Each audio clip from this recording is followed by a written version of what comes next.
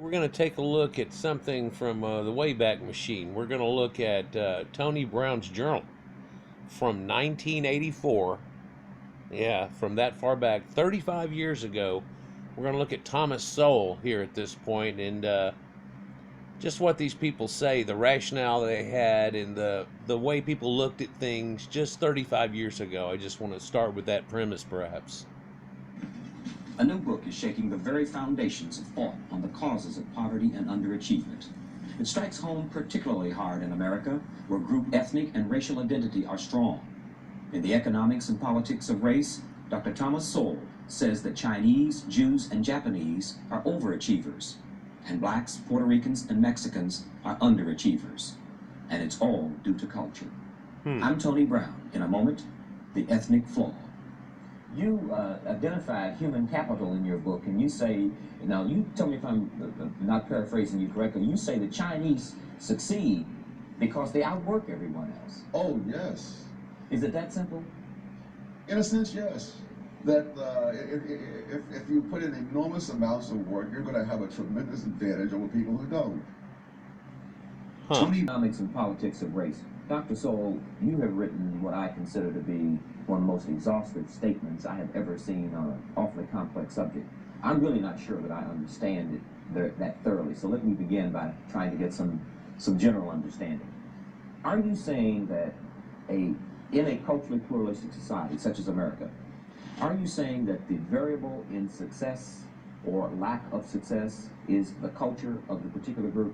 Yes, that's exactly what I'm saying. And I'm saying it not only for the United States, but in terms of the studies of various other countries around the world, the same thing seems to be true. You not only find the same group having the same characteristics in country after the country. That is, the Germans produced the first pianos in Australia. They created the piano industry in the United States. They built the first pianos in England. They built the first pianos in Russia. You look at the Chinese, what they major in Malaysia in college is what they major in the United States in college. Science and technology, heavily. And this follows the group around the world. So the notion that the group is a creature of society, that society has shaped the group, just will not stand up to the facts. Did you say that? Yeah, so, seems like back then somebody had a decent grasp on reality and not a blame game and things like that going on, but it was actually the culture of the people themselves. And in fact, in the same exact environment around the world, certain people weren't really performing as well as others. He just puts it under those terms. Culture is the variable in success, which means conversely, culture is the variable in failure.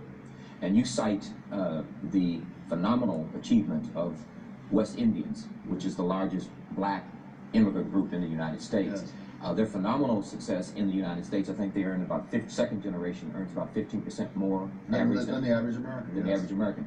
But they don't do well in their own native countries, and they don't do well in England. Now, if culture is the variable, why is that a fact? I guess you'd have...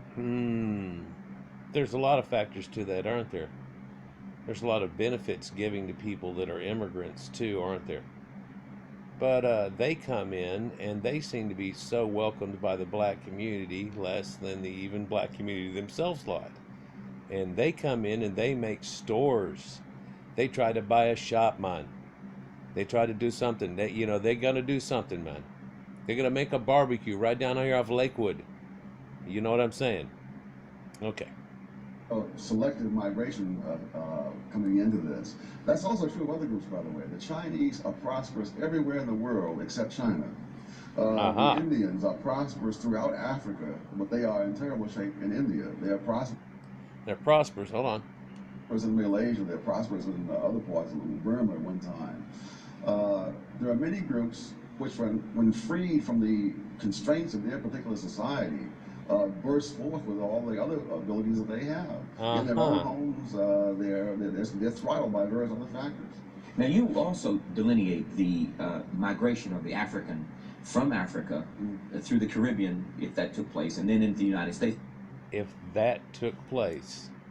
So you can see even back then, there was all this dissertation on whether or not they were even slaves and whether or not they were this or that or so on. In a moment, I think he's going to try to say Native African Americans, and there's no such thing.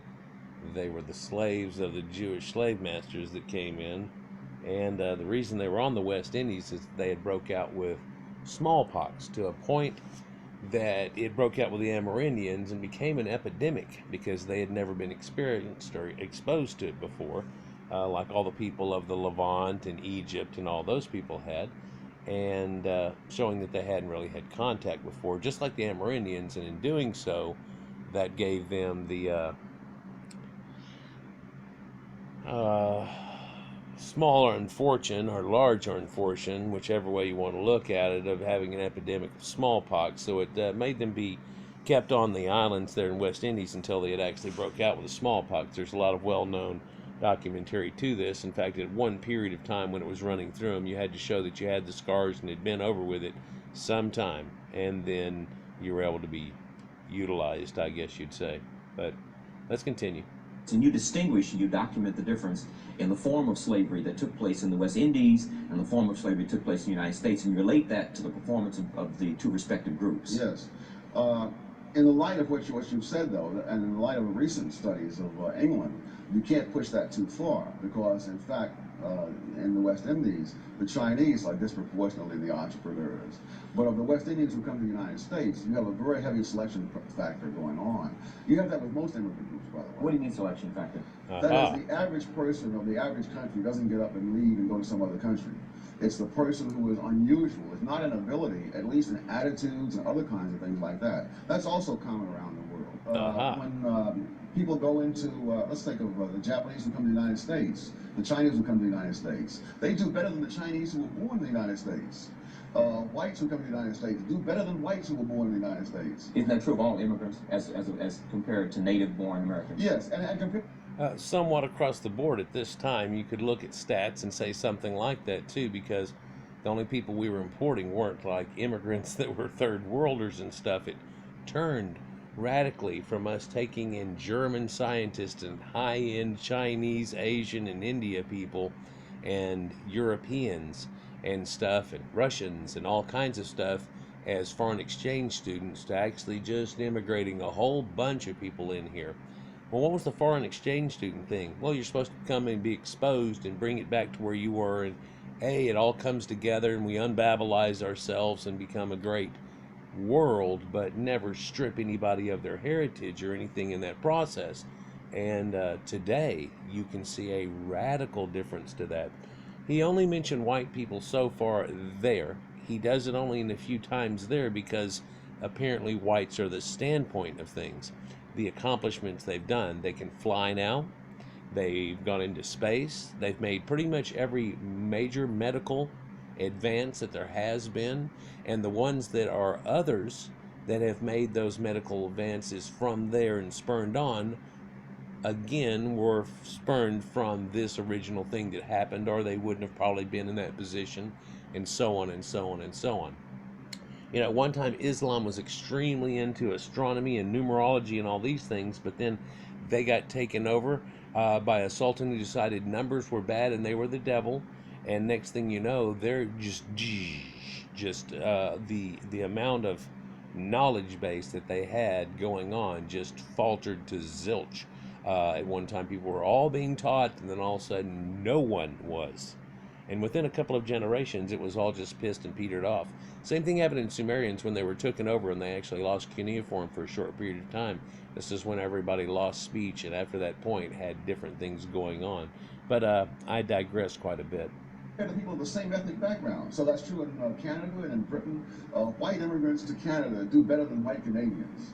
White immigrants to Britain do better than white Britons. So you have a very heavy selection factor going on. Okay, now after white people can go just about anywhere and do pretty good because of their edict and their culture and the way that they act. And really that shouldn't just be perturbed and messed with and stuff. And in the current day, you can see it's all white man bad. It is so white man bad because there's so many third world country people pawing at them. It's gotten to where it's pretty much disgusting because they've led the world to where we are. We wouldn't be able to talk to each other in the ways that we are right now, but yet somehow people are real pissed off and they just want to be equal. And it's like, well, that's not really. He'll explain it to you. Let's continue. We've all settled here for a generation or two, and we are all what we call America, which is a culturally pluralistic society, different cultures living side by side. We then have kind of shaken all that immigrant edge off. Not really, not really. Nope. Because second and third generation, well, second generation West Indians, as you point out, keep on going up the ladder. These things last varying amounts of time. Sometimes they last for centuries. You have groups, for example, like the Germans who settled in Russia. They settled there for 100 years. They left Russia the same way they were when they came there. Many of them still didn't speak Russian. They continued the German that they'd already had. The habits were completely German. And they came to the United States, they were completely German. And they settled out in the far west, Nebraska, the Dakotas, and so on. Even in Texas, and we've got an area that people love down in Texas in the lower part of the Schlitterbahn. Yeah, and it's right there on the Brazos, and people take inner tube rides there, and it's like a whole slightly different world there. Like you can go down to San Antonio, and you can really get that Tex-Mex flavor going on a whole lot better than some Mexican place or something, and you can get the feel. There's Mexicans everywhere, all over Dallas and so on. But no, you go down to San Antonio, and you get that feel, without having to go actually across the border. I guess you'd say you can get that definite cross that's going on there. But just up the road from that, amazingly, there's a German town there. Yeah. And then also up in West Texas, it's a famous place for people to stop in going down the highway. It's called West Texas, but it's not really in West Texas. It's kind of northeasty kind of Texas, up in between Waco. And anyhow, you go by there, and they're all famous for all their bakery and pastries and things. And what everybody really likes to get there is the kloboschnikis. You know them as pigs in a blanket. And except they make incredibly good sausages, like A-elite sausages, and then A-elite breads, and they put them together. And they have common ones and so on, wheat and all these different ones, but it's really done in an old world style somewhat too. I wouldn't call it Amish or anything, but it's done in that classic way, and people just can't get enough of it. But they've kept their culture in doing so and stuff and everything, and really amazingly that they did through what happened after World War II and so on. But let's continue. Have a pattern of life that came straight out of Germany as if they had never been in Russia. Well, what is it in American life today? You cite 6 groups in 2 categories. You cite Jews, Chinese, and Japanese as overachieving groups. You cite blacks, Puerto Ricans, and Mexicans as underachieving groups. Now, what are you describing there? What have you identified there as a variable? Well, what he didn't identify at all is the white people. So are we an underachiever or an overachiever? Because I think we're actually doing better than any of those groups. So we'd have to be an overachiever, but then because we're the standard, we're just an achiever. So we're the standard, and then what he's talking about is, well, compared to what they do there to what they can do in America, what they can do and what they can do, and so on like this. This comparison was meant to be utilized in a special way. People were to come to America and learn our ways and stuff and take it back and see if they couldn't do something with it to help themselves, because we were sending millions, billions out to other people for aid every time a drought hit in Africa and stuff, and all this, for a few dollars and all that type stuff that people were spending like crazy at Live Aid and all that went on, and still goes on. It's just governments are paying for it constantly. And the culture has a problem in some of these third world countries keeping up with it. Sure, they're having extreme droughts. There's ways to fix that, but they don't maintain.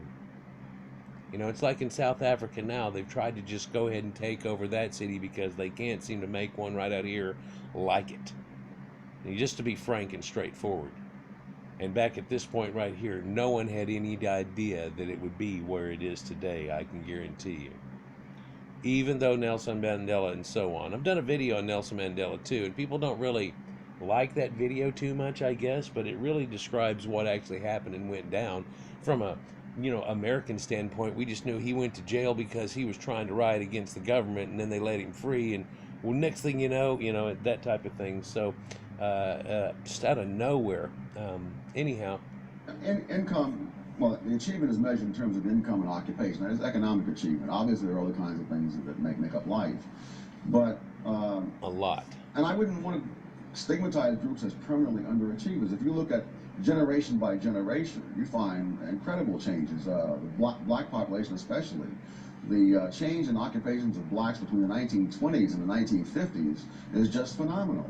So that what we're watching are people who, for cultural reasons and historical reasons, begin behind a certain level and have not closed the gap. It's like a relay race. You don't say that the runner is a bad runner because he hasn't closed the gap when he started 50 yards behind.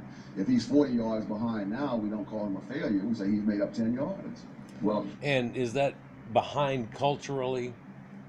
Behind probably, evolutionary wise of culture, of religion, because the Bible was something they never had. Black people aren't a part of the Bible. It was all about a Caucasian group. There's no three kids come out of the boat and start magically popcorning into different species. It never describes anything like that whatsoever. Ham's fourth kid, Canaan, was supposed to be bad, but that was just so later they could come in and act like Canaan was so bad and take it over, right? And the whole thing about Cain slew Abel, you've got to realize that symbology and its typology running that into the ground. So it seems like they could justify it. What happened after Cyrus the Great gave them the land? Before that, and even during that time there, and even past that time there, they were under foreign rule always, whether it was Egypt or whether it was Acadia, or whether it was Greece eventually, and then Persia coming up, and then Alexander the Great running back through again, and then the Romans, and so on. There wasn't a little island there that was like, ta-da, like everybody seems to try to like hearken to in some way, shape, or form, but that never really happened. And blacks were really illiterate primitives, and it's like they try to come off with this, well, that's because they wouldn't let us learn. And you didn't have writing before that. So it wasn't like anything was taken away. You first learned how to read and write from people exposing you to it during the slave trade. The Islamic slave trade began 900 years before the Americas were even found. And most people don't even want to fathom that concept or even think of it. And it makes you wonder why there's so many Islamic blacks and so on too. But let's just continue. Let's let them go and be more concise. I don't want to draw this out. I'm sure you do know the conventional wisdom in America is that every immigrant group to this country, with the exception of blacks, has closed the gap. That's not really true. It depends upon what time frame you're talking about and how you define the groups. The Chinese. But he did make a poignant point right there that black people are the ones that aren't quite closing the gap, and you wonder why that is. And you see an elegant man right here that speaks quite well, and he's got a very good logical mind. You can see this very well. It carries himself well, wears a nice suit. But you do know that his ancestors, a mere 6 generations before this, were primitives that didn't know anything about these concepts really or anything like that. So what's amazing is how far blacks have come from there, like he says, from 1920 to 1950, that they can see this extreme change from somebody who might be a shoe shiner and things like that to people that were actually running businesses and taking over all forms of business and properly. This is all starting to decay again, sadly, because of the decay of a culture who used to have at this time, let me see if I can bring it back for anybody. If you don't know, you're too young. Lionel Richie and the Commodores, and man, I could just say that. And I could say, a few other poignant people like Stevie Wonder and so on, and you would realize that black people used to have a lot of class. And now you listen to the songs, and they're calling themselves the N-word and stuff, and that's the cool thing. There is no more Lionel Richie. Everyone liked Lionel Richie. Lionel Richie wrote songs for Dolly Parton and Kenny Rogers and the Bee Gees, I think, or no, the Bee Gees wrote a song for Dolly Parton and Kenny Rogers too. And there was a time there where he had written, I don't know, what was it, 14 hits that got into the top 10, something along that line. Some of them hung for extreme long time. Had some albums that, short of Michael Jackson and some others, really were incredible things. But then, where is that? And that's just one I grab out, but it's one that you can easily set right in front of you and go, yeah, well, you remember that? It's things that are getting lost, and it seems to be on purpose, and people seem to be driven a certain way. And I believe that blacks have been being driven a certain way by certain people and media and things, and it's trying to cause a divide between us, and almost like a that those people that I'm talking about would probably prosper if there was this constant division, or if it even got worse. You see? Who've come here from Hong Kong and other parts of China since the Second World War are in dire poverty in many parts of Chinatowns of, Yeah. of New York, of San Francisco, Los Angeles. He's telling the truth here. What he's trying to get out, and I won't let him, is that, yeah, there's poverty in whites, there's poverty in Mexicans and Chinese, and you think Chinese and Asians, oh, Chinatown. No, no, no, no, no, no, no. There's poverty all over there. It's just like whenever you take an average, you'll be like, well, these people are kind of 65, and these people are like 75, 85, and these people are kind of 90, and these people are 105-ish. And you're like, well, here's your average kind of going on and what's going on off of it. And given the same thing, they're sitting right next to each other in school, you know? So it's the other things. It's not that. It's not this. It's not that. It's not what is it. And you can narrow it down to a point of really, you know, one was recently a primitive and the other one were the ones that harken mankind. It's weird, but what you've done here is put the least advanced people on Earth around the people that are kind of like spacemen and crap now, right? And leading a computer age and all these type of things. It's so radically different. Go run up to an Eskimo and pull out a laptop and stuff, and you wouldn't get too much of a different reaction. And it still goes on in Africa today, although it's becoming quite westernized, as they'd say. But let's just continue. Angeles, in many cases far worse off than the average black. So that isn't true that every group has done this. Yeah. Blacks started much further behind. I don't think people realize how much further behind blacks started and how much progress As I'm has been saying. made. There's a distinguished economic historian, Robert Higgs, who has said that for blacks to go from being completely illiterate in the middle of the 19th century to being one half literate, and by 1900 is just an amazing achievement in the history of the world. That you amazing achievement. Now, you know, it sounds racist. You're trying to talk about it now, and I tell you what, you put him on a show now saying the exact same words, and he would get torn up. He'd be Uncle Tommy and all this other stuff and everything. But amazingly, it's changed that radical and that much.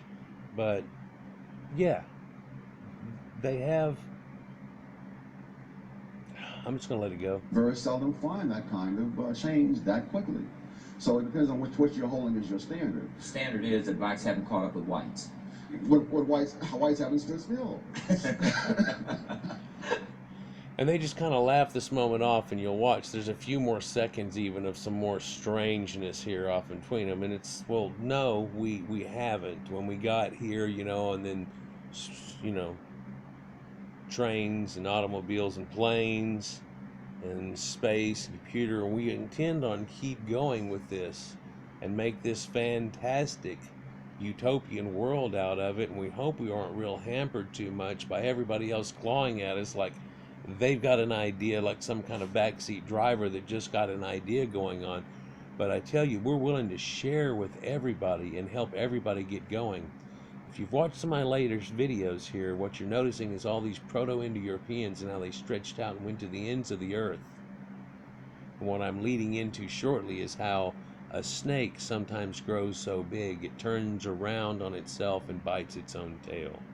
Like two snakes coming together. And it's the symbology that started to get shown to let people know. And it took about 2,000 years for it to kick in for everybody, and about another 1,000 after that really to take an enveloping effect. But then blacks, the achievements they have made inside of 1,000 years, so let's say 800, 900 years, that they have made from being really illiterate primitives, a pre-Stone Age level people, not building Stone anything, you know, really at all. And you took those people who were capturing and selling their own people off, right? There weren't white people running around chasing them with big nets. Tell me I could catch you. Exactly. Wasn't the way that it went down, and that's okay, because it really doesn't matter because it was so long ago. But let's be truthful about it.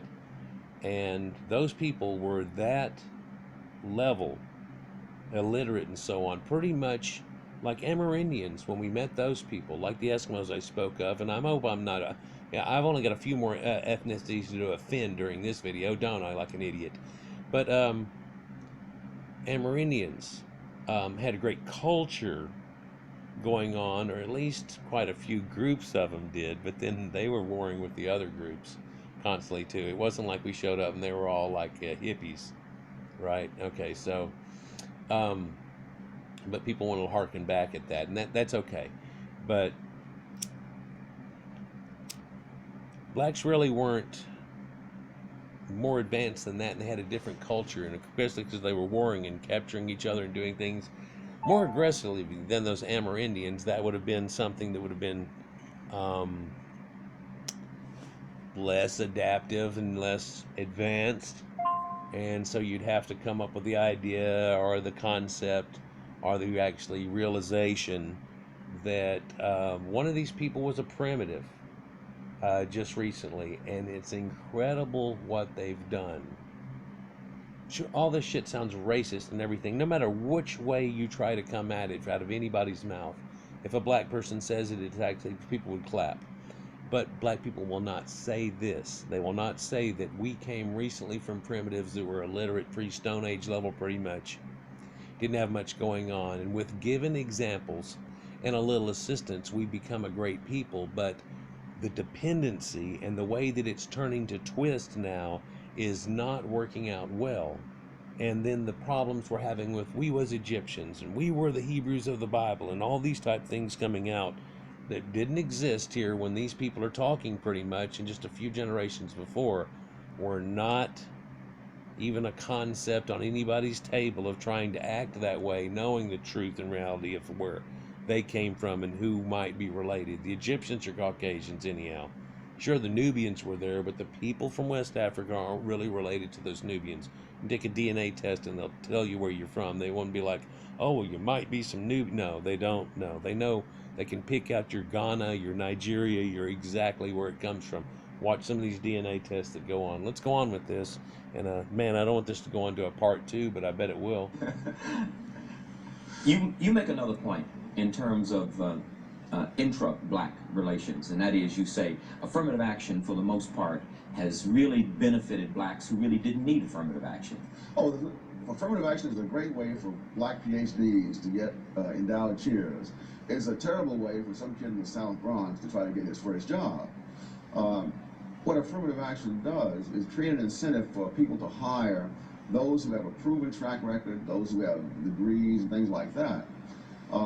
It makes it more dangerous for the employer to hire an untrained person with no track record, because if he has... Well, let me just interject here, man. I always grab it at the wrong time, don't I? If you've been affirmative actioned all the way through school and you show up and you don't have good grammar and all these type of things going on, I mean, what am I supposed to do with that? You know, well, oh, you're supposed to do something. No, you were supposed to have done something, man. No, it ain't me. It ain't me. And it's not the hiring people that are doing this.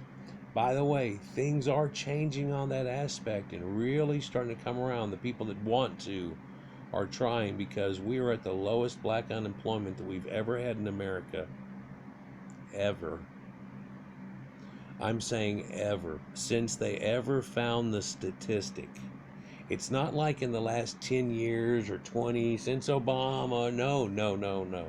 It's ever. Blacks have their lowest unemployment in America ever. It's quite amazing.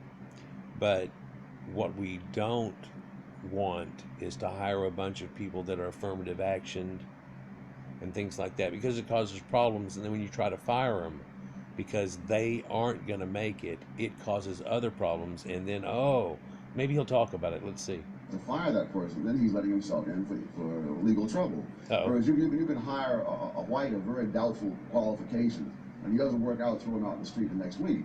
You hire blacks of doubtful qualifications, throw them out in the street the next week, and you've got the NAACP, you've got the EEOC, you've got God knows who all to contend with. The employer You know, it's the dual standard that he's talking about that people have developed, and you think this again. I have to explain to you. This is from 1984. This is 35 years ago, and so what that is bred into a modern situation, and I've kind of seen it a little bit, and I didn't really know how bad it was till I started making my own videos, and then people started getting on and talking all this crap, told me to investigate things, and I was like, wow, I don't watch the news because it's basically, other than the weather and maybe the football score or something that you do want to see, it's a bunch of dead baby stories and bullshit that really I didn't need to see or know about. You know, if it's something important coming up or they have something weird, you know, then yeah, you need to know about that. But I guess you're going to find that out from alternate ways, and you don't have to watch all the other crap to go along with it, because news has turned into the bad news now, and news has also turned into the fake news where they have an agenda. They don't walk down the middle of the road on any subject or even a sentence that they say on news. It's geared towards one way or the other. Very few TV shows even are that way also. You'll find it's just getting sickening how it's getting just driven that way. So a few videos I'd like to make of some recent commercials and things that have come out, they're just like, why are they doing that? You can just, it's blatant. If you took that commercial back to this time we're just looking at right here, and you played that commercial, both these men would be like, what are they doing? I guarantee it. In fact, I'm just going to go ahead and stop it here at this point. That's about good. And if you like this, just look it up. Look up Thomas Sowell, The Ethnic Flaw, and you can find this and about 3 other people doing it. This was the best I could see, though, because it was done in video, and I'm sorry for the quality onto it. I'm trying to shoot it in 1400, but it's pulling off it here at 360 or 4. This might be on the 480 that I could find. Like, share, and subscribe, guys, and enjoy, and peace. And let's try to, wow. There was a golden age going on there that if we would have done the right thing at that point, we wouldn't be where we are now. Think about that. Peace.